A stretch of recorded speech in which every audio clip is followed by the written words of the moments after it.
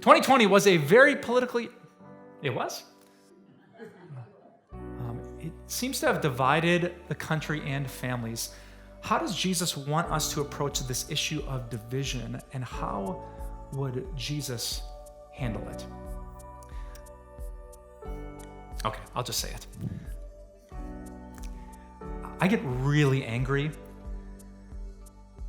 really frustrated when Christian people pay more attention to their political news channel than they do the words of Jesus.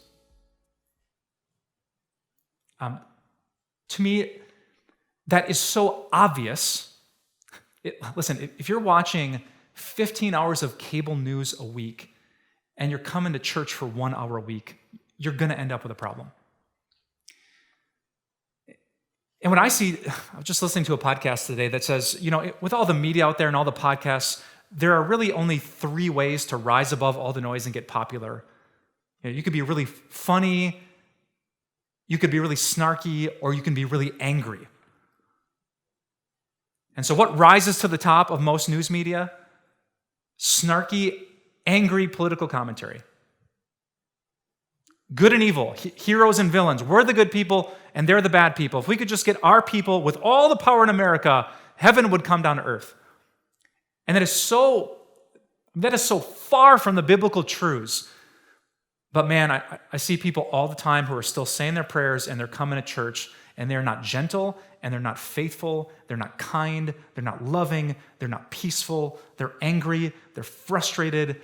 I spoke with a woman from our church not that long ago, and I said, you need to cut your cable, and you need to log off of Facebook, and you need to pick up your Bible.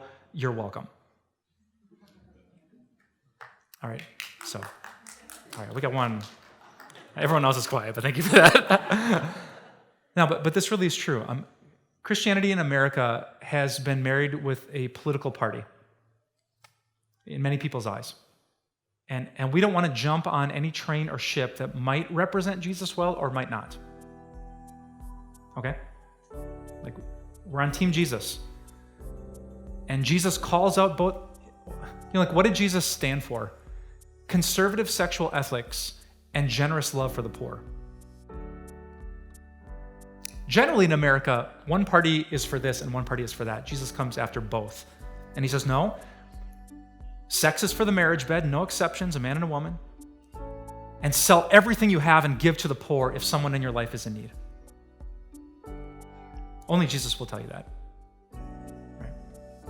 So, faith comes from hearing the message. Make sure you're hearing the right message. Did you enjoy this video? Make sure you subscribe to us on YouTube so you don't miss a single message. Click right here.